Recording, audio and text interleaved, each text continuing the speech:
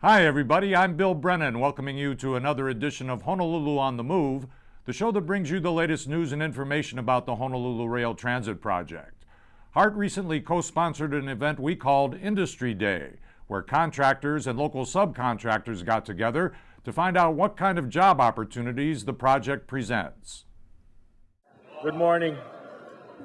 My name is Brennan Morioka. I'm the Deputy Executive Director for HART, and I just want to thank all of you guys for coming. This is such a fantastic turnout. I'm very excited, not just, number one, just because we're back in construction, but having an event like this in preparation for what's coming and the magnitude of construction that we're going to be going out is just so exciting. I mean, I'm an engineer. I like building things. I don't like having to deal, and Dan can talk more about this too, about I don't like talking with lawyers. I don't like being in an office. I like to see, being out in the field, seeing things actually built. And this industry here, all of you guys here are gonna help us do that. And so it's always good to see a lot of friends and familiar faces. If I had known the Masons just hired Augie Toba as their PIO, I mean, I would have had him up here doing some of this too, because I know you'd rather hear from him. But I'm going to bring up Mayor Caldwell to give some opening remarks. And Mayor Caldwell is really our champion for this project, so it's great to have him kick this thing off.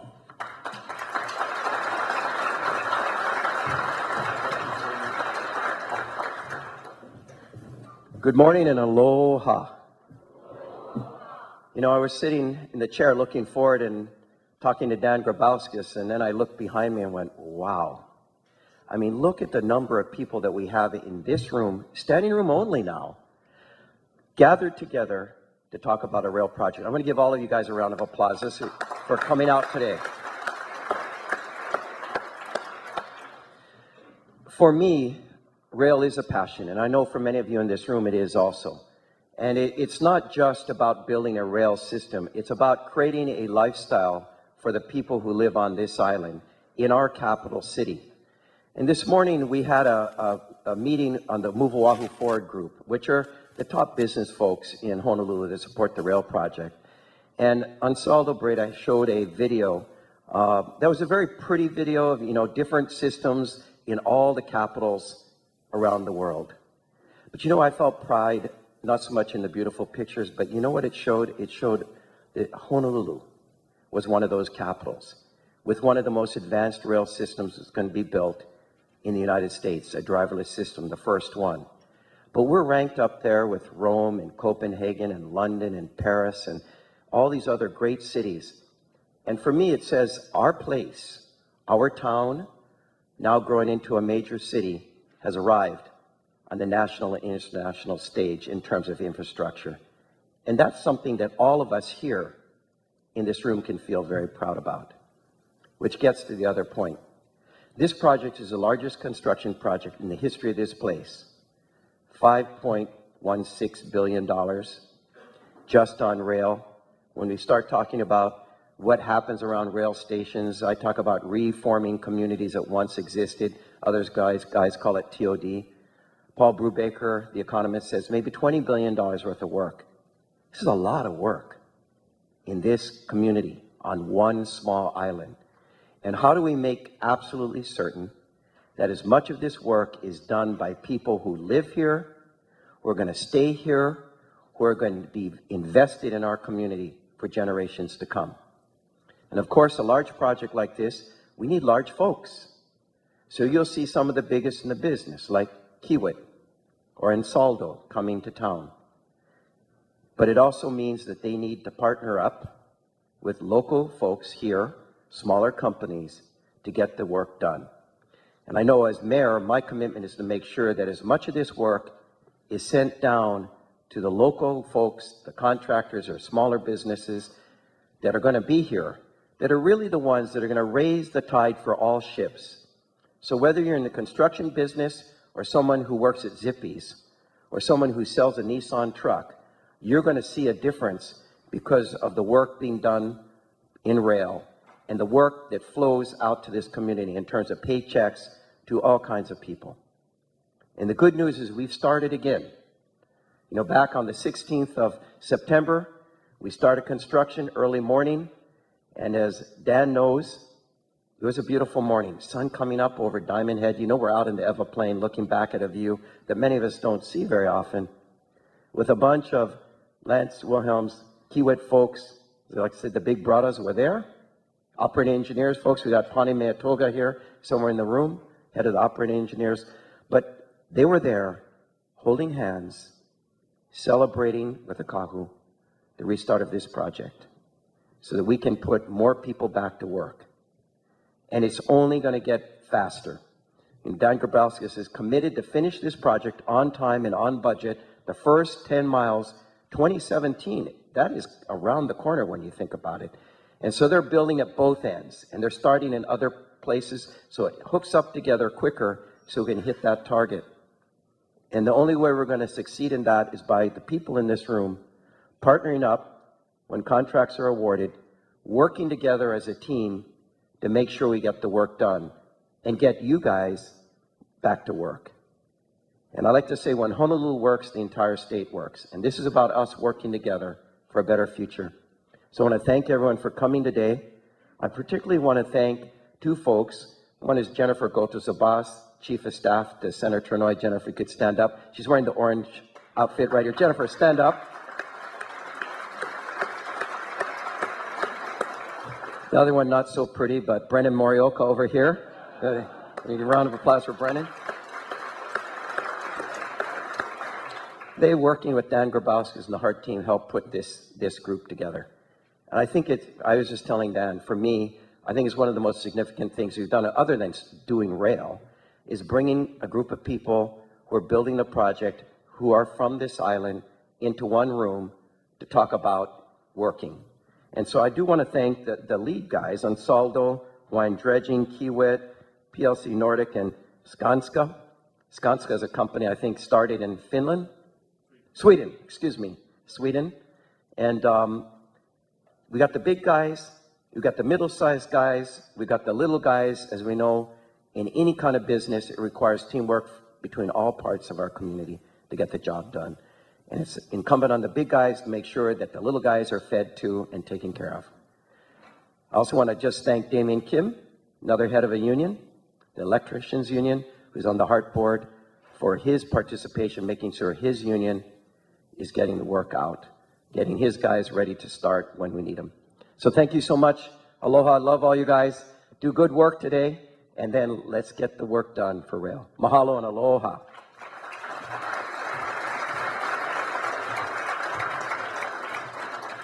Thank you, Mayor. And now I'd like to bring up the HART CEO and Executive Director, Dan Grabowskis.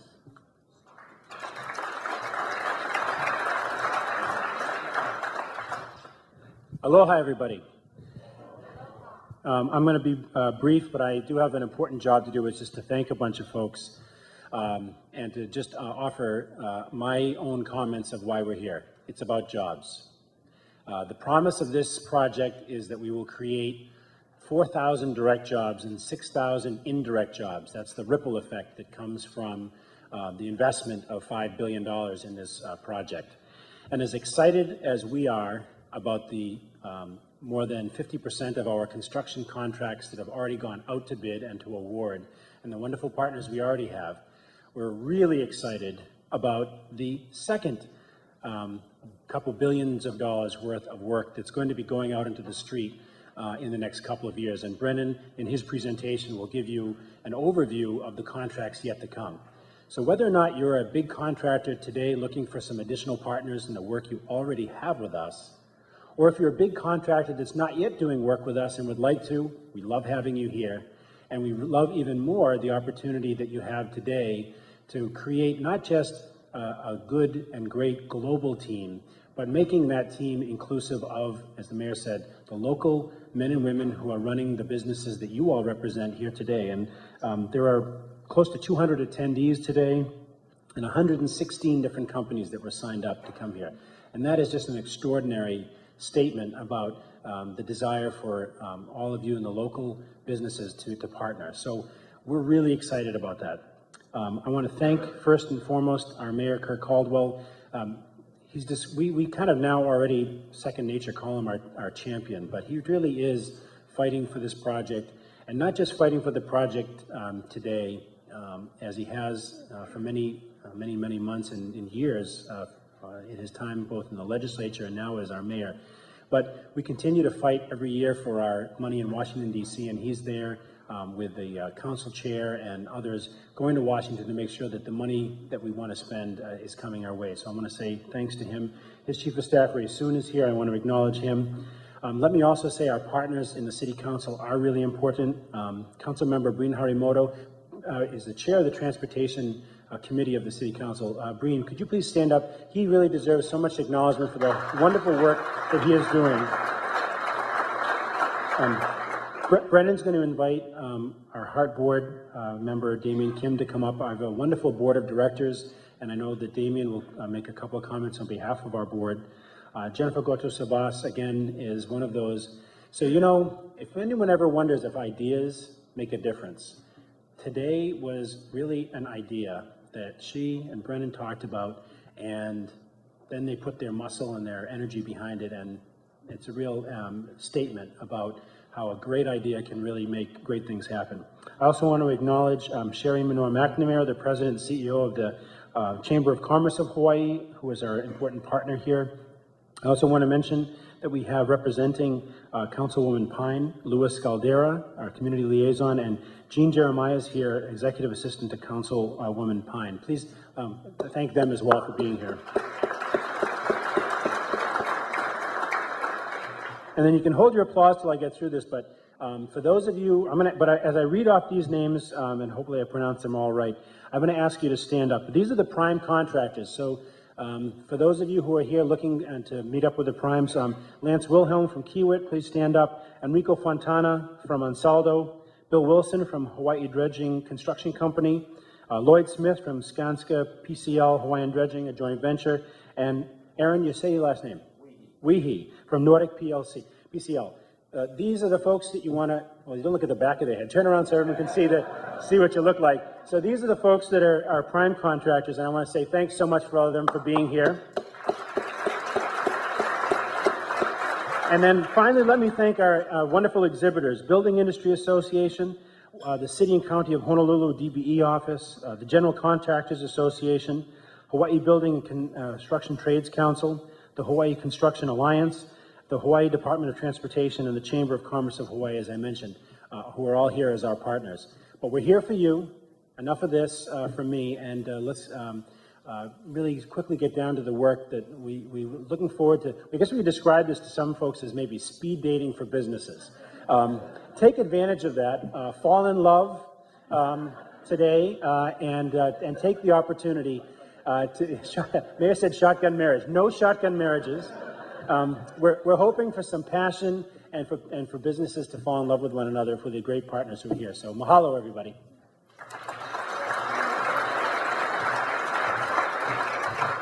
Thank you, Dan. And now I'd like to bring up Damien Kim, one of our Heart Board of Directors.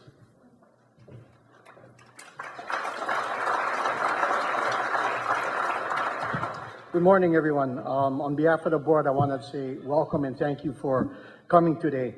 The board got started, a little over 2 years ago, and what I'm proud to say that the board accomplished was the first thing was hiring Dan Graboskis as our executive director.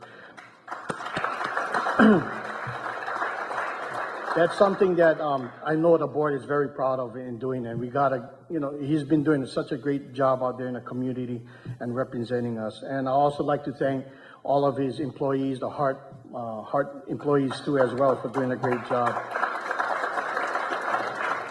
The board was put together, and the reason for it was to represent the public and making sure that this job is going to be done on time and on budget. And with all of you here today, we're hoping that a good competitive bid comes out of this so that we can keep everything moving on time and under budget.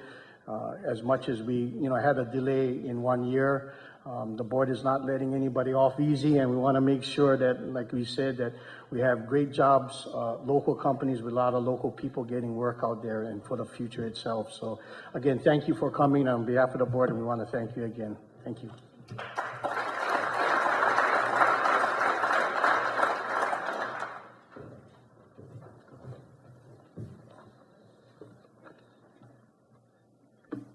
Okay, so my job right now is just going to give a very brief update on the project and then kind of tell you where we stand in terms of what are some of the upcoming opportunities for all of you out there. Some of the goals for today, obviously, is kind of educate everyone, making sure that you understand what types of work, when some of this work is going to be coming out, and what some of the values are for the construction costs, so that we can also use this forum to allow all of you to start developing teaming relationships, understanding what those opportunities are, where you might be able to offer your services to some of these primes or others.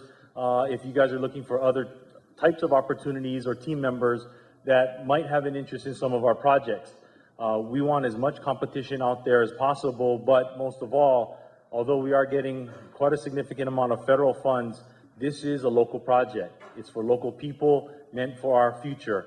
And so what we also want to ensure, like Mayor Caldwell said, is get as many of our local people employed, working out there, and then also infusing money back into our economy with our local businesses. And so that is part of our primary goal here today, is establish those relationships, let you understand what the opportunities are so that we can then move forward and have as competitive a process as possible once we put these things out to bid.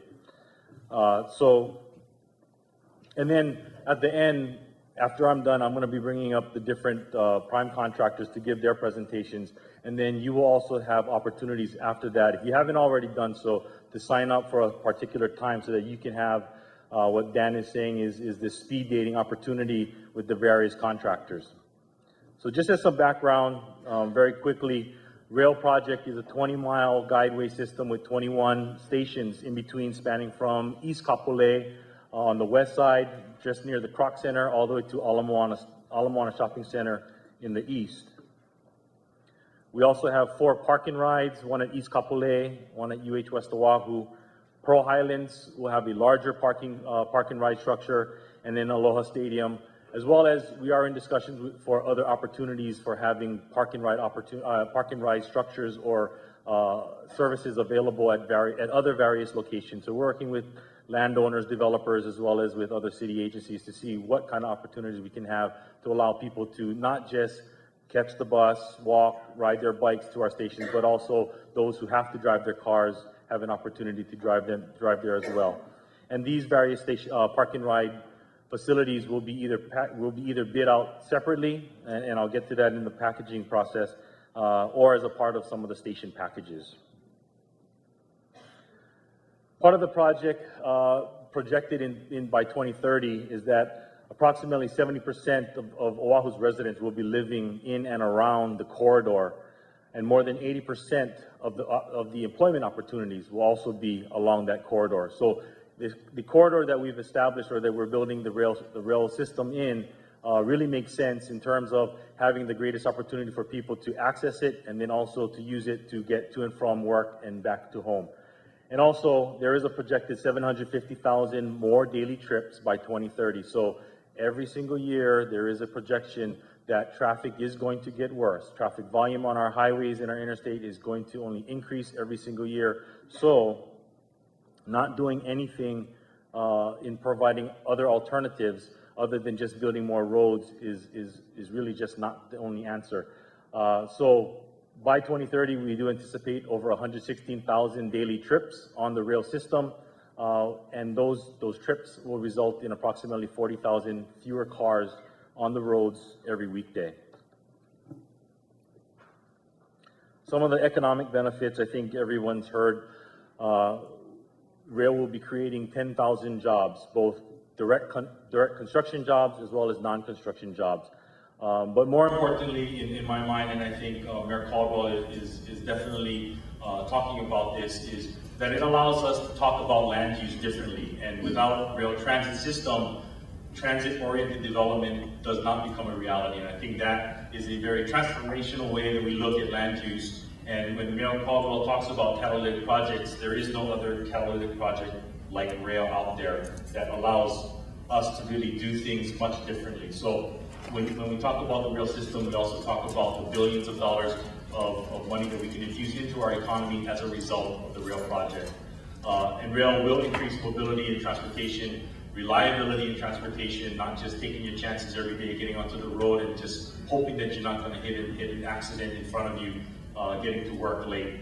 And motorists can also have the benefit of taking rail by saving about $11,000 annually by reduction in gas, maintenance of the cars, car insurance, and all that good stuff.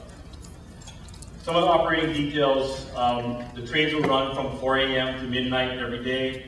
During peak hours, headways or the time between cars will be about 3 to 6 minutes, 10 minutes during the evening hours. We are working with the bus and DTS on a single system-wide fare system for the rail and the bus. And we will be ADA compliant and have the capacity to allow bicycles, surfboards, wheelchairs, strollers, luggage onto the rail system. And because we want you to optimize your time while riding the rail, we will be offering free Wi-Fi to those riders on the rail cars as well as on our station platforms. Trains will max out at about 55 miles an hour, top speed with an average, including stops at the stations, of about 35 miles an hour over the course of your ride. Just some of the environmental benefits. Rail is a very green mode of transportation. We will reduce pollution and our dependence on imported fossil fuels. We are looking at incorporating PV panels wherever we can, and TOD development encourages greater density, which also allows us to preserve open space in the areas outside of our primary corridor. Just a brief project status. More than half of our $5.2 billion project has already been let. Kiewit Construction is building the first 2 segments of the guideway, and Kiewit Kobayashi joint venture is working on our maintenance and storage facility. Construction resumed on September 16th. Mayor talked about the great sunrise that morning and getting started. Column construction is occurring in West Oahu, and utility relocations are also occurring on both the West Oahu portion and on Kamehameha Highway. Upcoming project schedule. We are scheduled to open the first 10 miles in the summer of 2017. So that is going to be providing rail service from East Kapolei by the Kroc Center and UH West Oahu all the way to Aloha Stadium. Then, as a part of our full funding grant agreement, we are shooting to open the full 20-mile system to be fully operational in spring of 2019. So many upcoming contracts that I know you guys are primarily here to hear about. So the first 20 miles from East Kapolei all the way to the Aloha Stadium has already been let in terms of the guideway construction. But we also have the west side stations that I'll give you a breakdown on. And then we will also have the 4 airport segment station groups, the city center station groups, and then also the airport and city center segments for the guideways that will be coming out to bid. So on the west side, we still have the West Oahu Farrington Highway and Kamehameha Highway station groups, which will be a package of about 9 stations, estimated at about $150 million total installed cost value.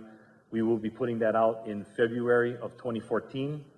Pearl Highlands parking structure and H2 off-ramps, which will be put out as a design-build construction project for about $175 million total installed value. We will put that out on the street in March of 2014.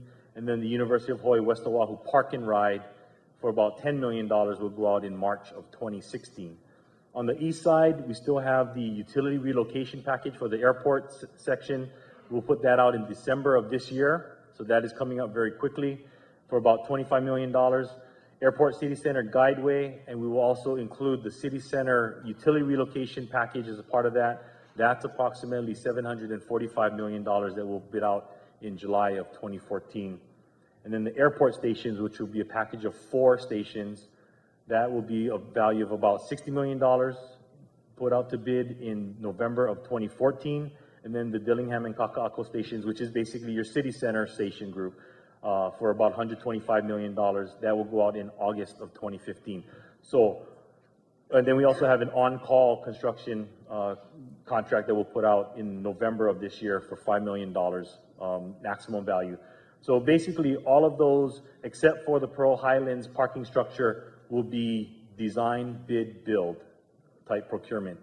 The Pearl Highlands parking structure and ramps will be a design build construction procurement. And then just some visuals so that you can have some kind of understanding of what's going to be constructed. The guideway will be with foundations, columns, and then the guideway structure. We will be putting on some aesthetic decorations around the exteriors of the columns to provide some sense of place along the guideway route itself. This is a basic schematic of what a station will look like. General canopies, platforms, pedestrian access bridges, elevators, escalators, and then the tying into the guideway itself. And then just a couple samples of some specific stations. This is the East Kapolei station near the Kroc Center. So you have the Kroc Center pool just to the east of the station. This is an example of a station where the guideway is on both sides of the station platform. And then this is the UH West Oahu station, where you have a pedestrian bridge, and then the guideway is actually in between. So the platforms are on both sides of the guideway. So these are the two different types of guideway platforms that we're going to be having.